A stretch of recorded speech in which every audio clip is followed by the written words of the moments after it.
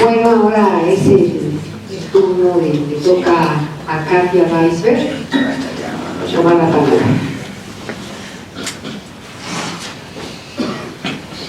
Bueno, además está decir que me siento sumamente privilegiada y honrada de estar en esta mesa con estos colegas, investigadores, maestros. Y quisiera agradecer también a todos aquellos que han trabajado, investigado, estudiado, traducido, escrito y comentado de manera seria y respetuosa el tema, un tema difícil, complejo, doloroso, que hoy nos convoca, que es la participación de Igor Caruso en el Spiegelgrund como perito psicológico infantil dentro del marco del programa de la eugenesia implementado por el nazismo y su relación con el CPN. Se trata, efectivamente, de una historia que no termina de pasar. Debo confesar que estas últimas semanas han sido un torbellino de emociones, a la manera de cualquier montaña rusa del mejor parque de diversiones. Entonces, si por ahí me pongo sentimental, espero que me disculpen. Yo soy judía. Esto quiere decir que las historias vistas en películas, letras, en libros y demás, en mi caso, son familiares. Mi bisabuela murió en las cámaras de gas después de haber viajado a América para la boda de uno de sus hijos. Varios tíos y tías también murieron gaseados. Varios más estuvieron escondidos en diferentes lugares por 1 o 2 años, con poca agua, poca comida, enterrados en zanjas durante días para poder sobrevivir, ¿no? Sin poder moverse. Algún otro lo mató un soldado nazi al final de la guerra. Acababan de liberar los campos. El familiar, este tío, había salido del campo, iba corriendo a buscar a su familia que estaba escondida, y un soldado nazi que iba trepado en un camión soviético lo vio y le pegó un tiro.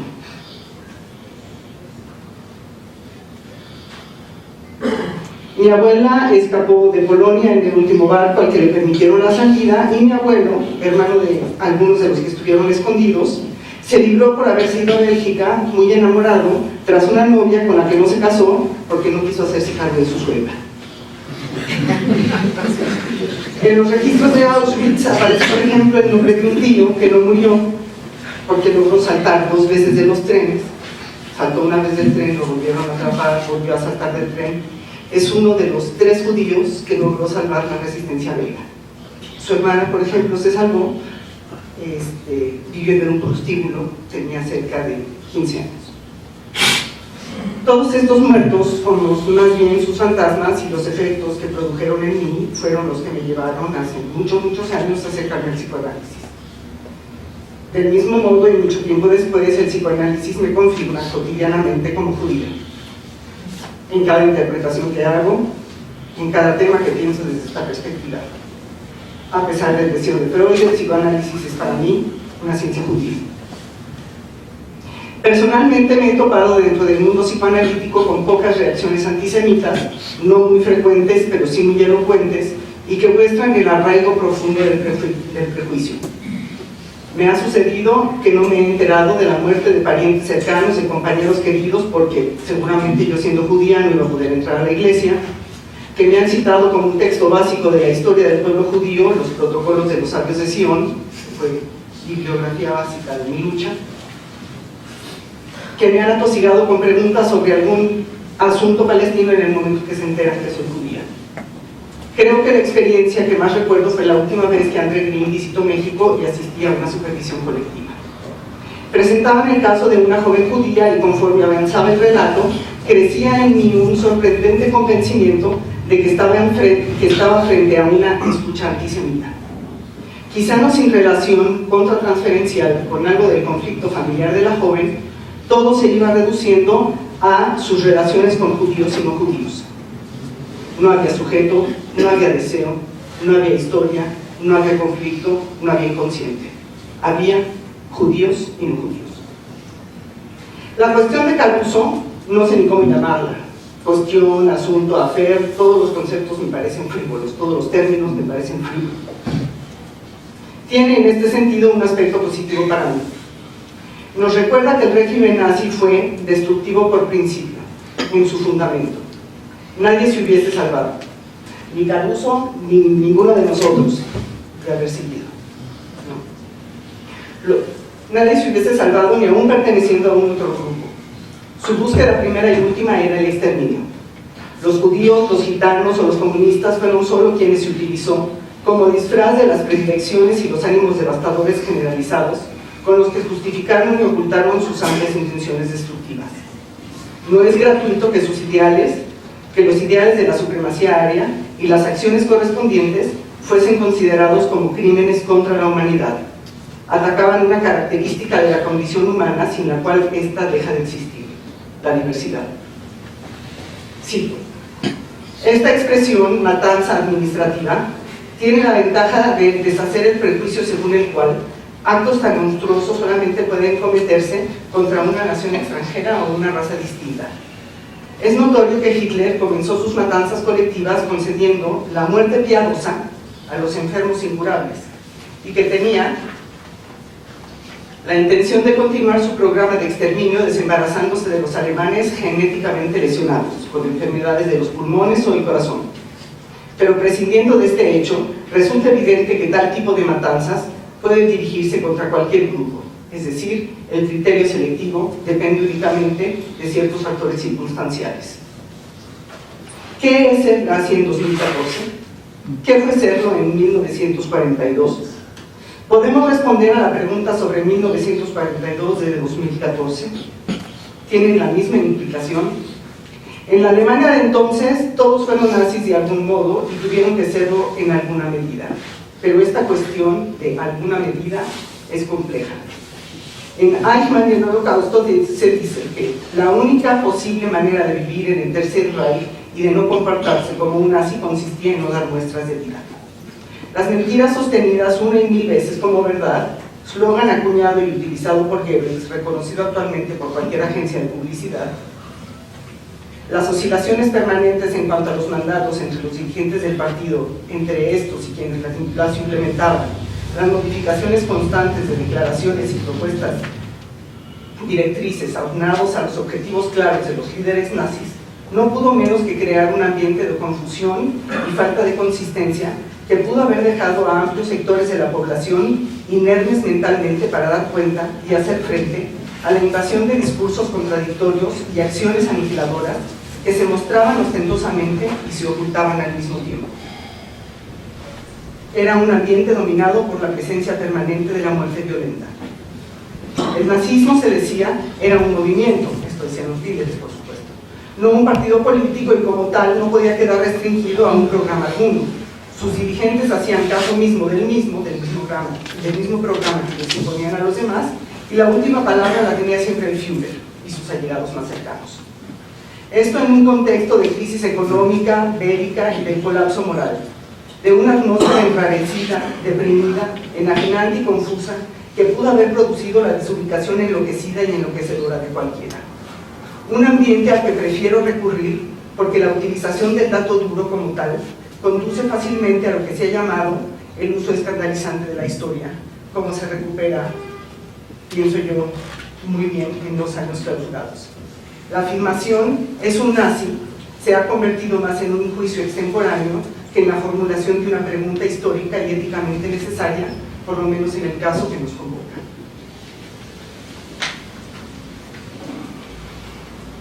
La intención no es justificar ni absolver desde posiciones simplistas, unilaterales o idealistas a nadie, ni evitarnos el duro y amargo golpe del clavado que es necesario echarse a los infiernos del nazismo, para intentar responder de un modo fiable a las cuestiones individuales, comunes, colectivas que tenemos por delante. Tampoco es la de olvidar que Hitler, diagnosticado con esquizofrenia en sus 17 años, alcanzó el poder por vía democrática, apoyado por una mayoría nacional que votó por él y sus propuestas, y que lo sostuvo ahí el tiempo necesario y suficiente para provocar la masacre humana y construir la máquina de muerte que llevó a cabo. Tampoco lo es olvidar la tradición antisemita prevaleciente en la mayoría de los países europeos, que condujo, para decirlo rápido, al exterminio del arraigado ancestralmente judaísmo europeo, componente de la historia del continente, sin la cual esta hubiese sido diferente. Las cámaras de gas de la solución final estuvieron estrechamente relacionadas con el programa de eutanasia, ordenado por Hitler en los primeros días de la guerra, y de los que fueron sujeto pasivo los enfermos cuya vida era indigna de vivirse. El programa de exterminio en las cámaras de gas en el este nació en relación al programa de la eugenesia. Ya en 1935, Hitler había dicho al director general de medicina del Reich que en tiempos de guerra sería más fácil poner sobre el tapete la cuestión de la eutanasia.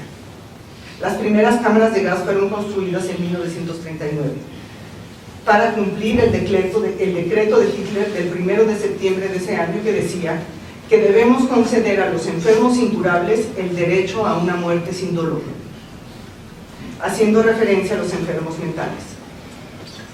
Entre diciembre de 1939 y agosto de 1941, alrededor de 50.000 alemanes y austríacos fueron muertos por gas de monóxido de carbono en instituciones en las que las cámaras de muerte tenían la misma engañosa apariencia que las de Auschwitz, es decir, parecían duchas o cuartos de baño. El programa fracasó por la oposición masiva de la población. Las matanzas masivas por gas en el este, Auschwitz, Chelmno, Majdanek, Belzec, Treblinka y Sobibor, comenzaron casi de manera simultánea a la suspensión de la práctica de la eutanasia en el territorio alemán. Esta política continuó dentro de hospitales, disfrazada y oculta. La totalidad del cuerpo médico, las salas de maternidad y autoridades de salud tenían la obligación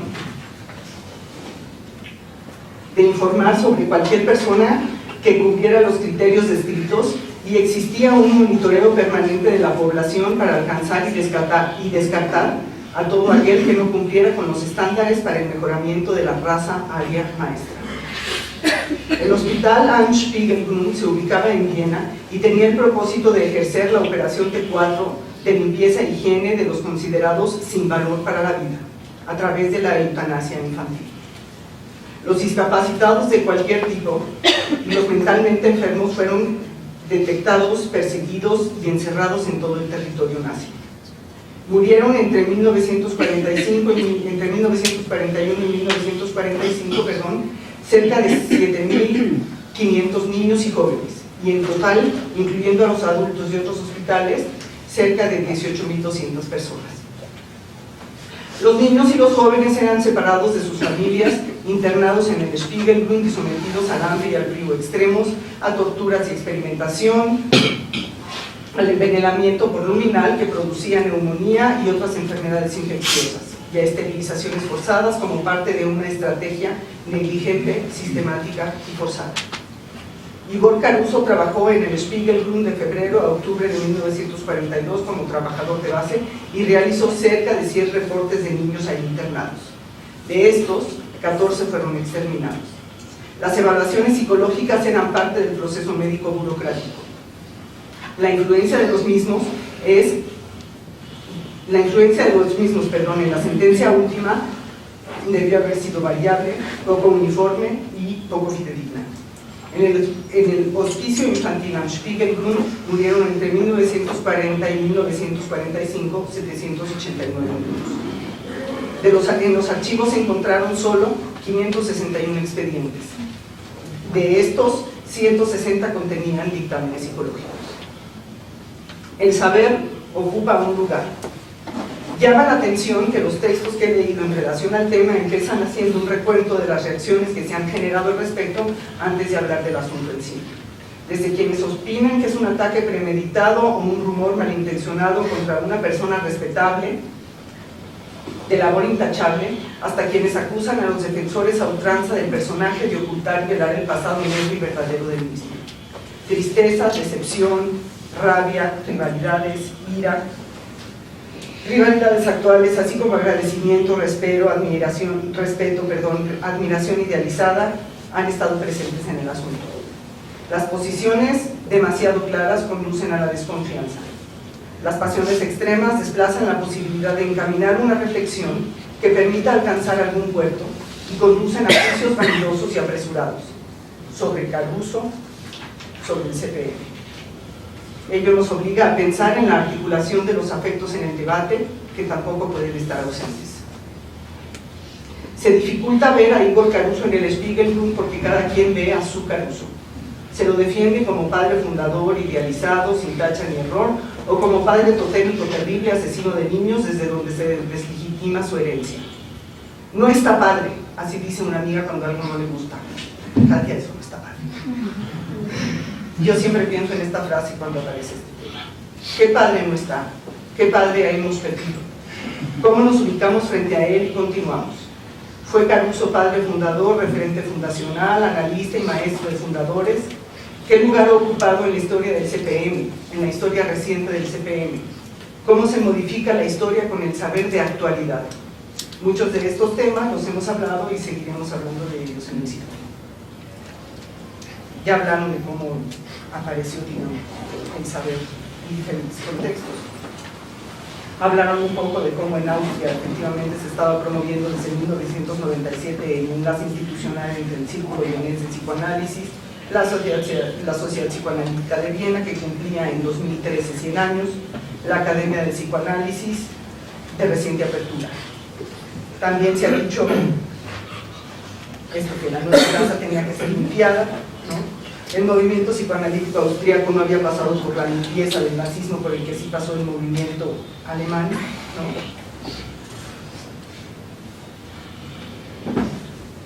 Y esta labor había quedado pendiente. Además, después de la expulsión y del exterminio del judaísmo europeo, las sociedades de psicoanálisis se enfrentaron a la dificultad de su reconstrucción. Aparecía la idea de haberse apoderado del mismo de modo indebido. El Círculo Vienés de Psicoanálisis tenía que desnazificarse para poder legitimar su unión con un nuevo socio y ubicarse dentro del grupo de la IVA.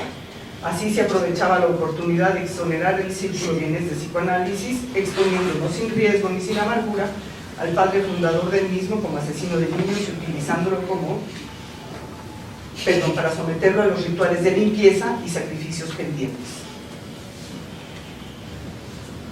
Resulta ser un contexto particular que parece producir el debilitamiento de la represión o de la renegación, que permite atender a algo que lleva dicho mucho tiempo sin haber sido escuchado, y que ahora puede serlo, puesto que puede ser utilizado en el marco de cierta política institucional.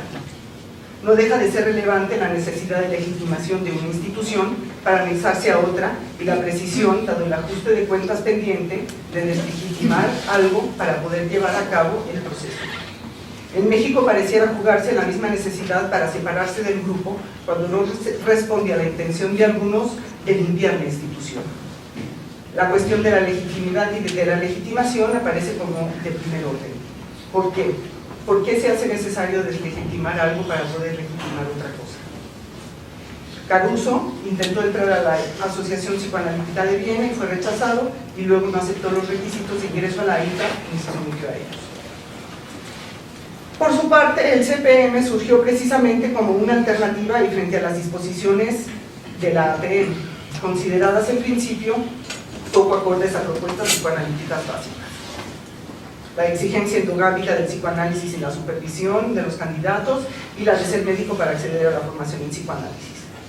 El Círculo Psicoanalítico Mexicano empezó por impulsar el análisis personal desde la transferencia individual más que desde la pertenencia institucional, y cualquier lego, siempre y cuando pasase por un proceso personal de análisis, podía formarse como analista si lo deseaba. Pronto se agregaron la promoción de la apertura a las ciencias sociales, la referencia central al texto de Freud en la lectura, y un tipo de institucionalización inspirado en la conformidad de una red de círculos sin primo interpares que compartían un mínimo de elementos sustanciales, todas estas cuestiones promovidas por Caruso. Sin embargo, al oponerse y cuestionar la instancia de legitimación por excelencia, el CPM pareciera haberse quedado sin formas propias de acceder al proceso, o las que ha encontrado han sido ambiguas, poco consistentes, movedizas. No conforman vías para alcanzar acuerdos y producen fracturas que no dejan de resultar deslegitimadoras en sentido propio. Creo que las múltiples decisiones del CPM se relacionan en parte con esto. Juega un papel importante el imaginario de no ser una institución y su consecuente necesidad de oponerse a todo lo que remita a mecanismos burocratizadores entendidos como paralizantes del pensamiento. La lucha por la marginalidad se ha deslizado hacia una exaltación por la marginación.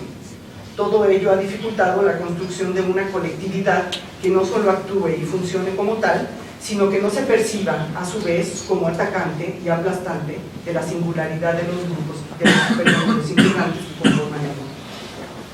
La autogestión, la autonomía, la crítica y la alteridad en estas circunstancias se dificultan.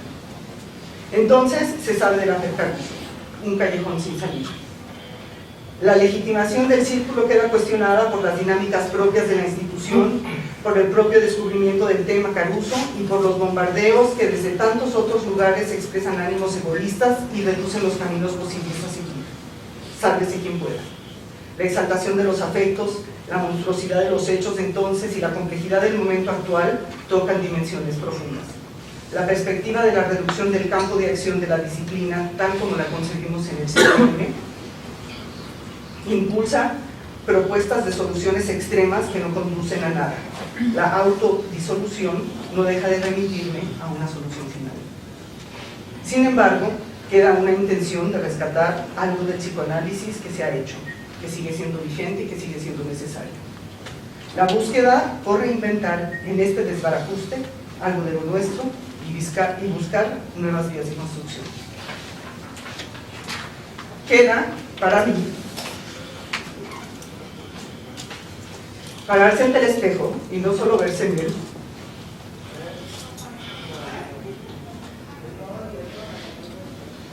sino mirarse rodeado de todas esas sombras y reflejos del pasado que ahí se muestran. No se las puede pegar, ocultar, eliminar, lo desaparecen. Nos acompañan, nos rodean, nos martirizan. He sacado una vez más a los muertos y fantasmas infantiles de debajo de mi cama de niña para ponerlos frente a mí e intentar verlos, entender. Ahora se agregan también los rostros de los niños y el rostro de Caruso. Se agolpan en el espectro del espejo. Imaginen a los niños jugando el juego del ataúd sin fondo. Eso jugaban los niños. Tenían miedo de ir al hospital. Sabían que podían no regresar a su casa. Adolfo Schindler y Alfred Schurman sobrevivieron. Franz Jasper, Franz Karlowitz, Hertha Kraft, Adam Uchtari, Johann Mitteregger, Anna H. Murieron entre 1942 y 1943 y fueron evaluados por Caruso con diagnósticos que poco aportaron para evitar su muerte. 6 nombres. Ojalá que ahora, año 40, podamos hablar más, decir más de lo innombrable. Muchas gracias.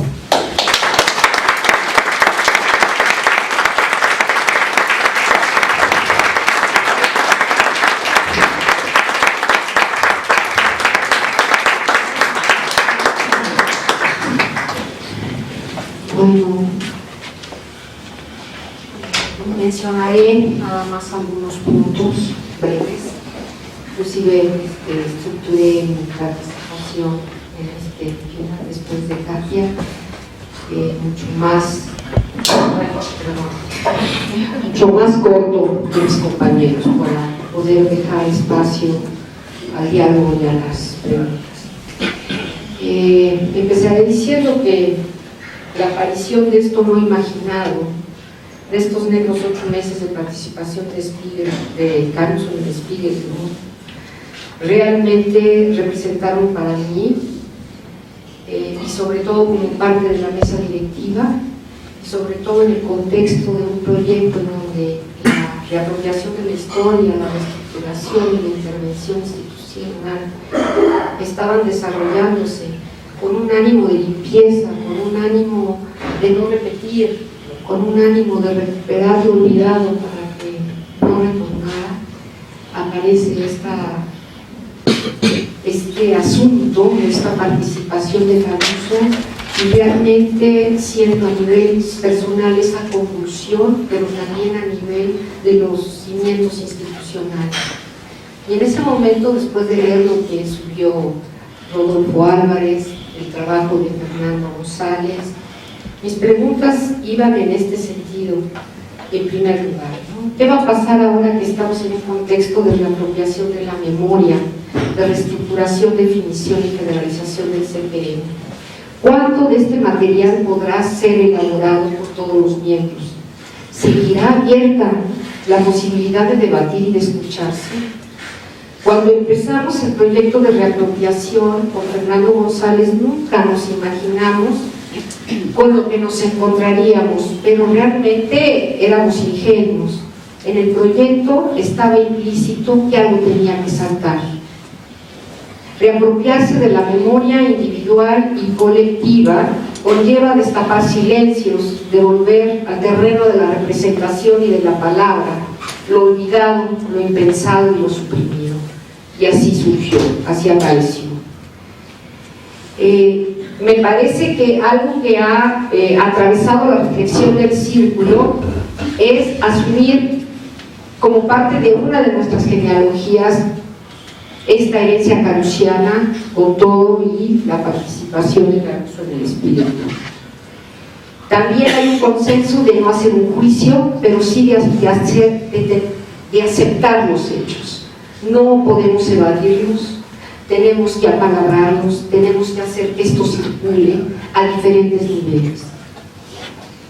Traigo a colación una frase que venía en un texto que me pasó Fernando González como parte de esta reflexión, en donde una persona apegada a Jardin, ¿no es cierto? Fernando Jardin hablaba de su padre que había participado en el caso de la guerra civil y de su abuelo. Y decía una frase que me parece que sintetiza, que resume, que puede expresar cuál es la postura del círculo frente a estos hechos tan abrumadores y tan dolorosos. Dice la frase, si mal no recuerdo, no soy responsable de lo que hizo mi padre o mi abuelo, pero sí, no somos responsables de lo que hicieron nuestros padres, pero sí lo somos de nuestra mirada. Me parece que esta frase indica el trabajo que estamos haciendo en el círculo de aceptación de los hechos, de reflexión, de elaboración de un duelo necesario para poder integrar esta parte oscura de la historia de Caruso como parte también de nuestra historia. Retomo acá el texto de Karel Fall, ¿no? Cuando habla de los herederos de Caruso. Es un excelente texto que realmente agradecía a Rodolfo Álvarez haberlo subido a la página de Igor Caruso, porque nos permitió pensar una de nuestras genealogías y poderla aceptar y ayudarnos también a reflexionar sobre su complejidad. Somos herederos también de Caruso en el círculo psicoanalítico mexicano y no lo podemos negar. Sin embargo, me parece que algo a lo que hemos llegado también como institución a definir y a pensar es que Caruso sí es una de nuestras genealogías, pero hay una cuestión muy importante que es lo que yo pienso y que me parece que comparto con varios compañeros. No es nuestra única genealogía como institución, en primer lugar. Segundo, la sombra de Caruso no abarca toda la institución. El trabajo que estamos, lo cual no quiere decir que no aceptemos la gravedad de este encuentro, los efectos que tiene a nivel institucional. Pero también estamos en una historia del presente reciente, desde 1974 a la fecha, para hacer lo que precisamente señalaba Lidia Gassi, reapropiarnos de una memoria, reapropiarnos de nuestras diferentes miradas para propiciar una redefinición del círculo en el ambiente psicoanalítico mexicano. Me parece en este sentido que estamos como en un segundo momento de una redefinición fundamental. Fernando González, y en las entrevistas que hemos realizado, que ya son más de 30, he podido rescatar lo siguiente. Creo que es importante mencionar. La primera escisión y la segunda escisión del círculo, podríamos decir que son dos escisiones marcadas por lo que sería una redefinición, ¿no? Una elección de un camino. La primera escisión fue entre Armando Suárez y Carreña. Precisamente en el documental que vamos a presentar el 15 de marzo, se van a dar cuenta a través de las entrevistas de todos estos que participaron, ahí sí, en el primer y único Círculo Mexicano de Psicología Profunda, se van a dar cuenta qué tipo de psicoanálisis se hacía. Se van a dar cuenta cómo funcionaba este grupo. Va a ser muy interesante y esclarecedor de nuestra historia. Pero precisamente la primera escisión se da entre Cardeña y Armando Suárez, y me parece que fue, no vamos a entrar en los detalles de por qué se dio esa escisión, pero me parece que fue una escisión muy afortunada, porque ¿qué es lo que permitió después? Lo que permitió fue que Armando Suárez, tomando la batuta del círculo, de lo que iba a ser el Círculo Psicoanalítico Mexicano, definiera su devenir. Un devenir abierto, crítico, más tendiente a lo que sería todo el psicoanálisis francés, y no solo el psicoanálisis francés, sino también el campo de saberes en las ciencias sociales franceses. Era un tipo abierto a este conocimiento, y me parece que en este momento, y por ahí ponía en el texto, pero no lo quiero leer, ponía algo que estamos en un momento en donde estamos armando y desarmando. ¿No? Estamos como de repente tratando de avanzar y las cosas se vuelven a desarmar cuando aparecen noticias como estas. Pero curiosamente, entre el armar y el desarmarse, aparece Armando Suárez. Y aparece Armando Suárez en esta, ¿no?, metonimia de este lenguaje, y aparece como una de las personas que fue la que más ha marcado nuestro devenir en las generaciones posteriores. Ahora estamos en la 29, y yo soy de la quinta, me parece que Katy es de la 10, me parece que la marca está por este lado de Armando Suárez. Ese es otro punto nada más que quiero señalar, y por eso voy a cerrar para abrir ya el diálogo. Es otra cosa para introducir en la reflexión. La segunda escisión que se da en el círculo, o sea, esta primera escisión es muy importante porque Cardeña incluso invita a Igor Caruso a dar los diplomas a las personas que ya habían terminado su formación como psicoanalistas, y viene y les da el diploma de haber terminado. Esto es con Cardeña.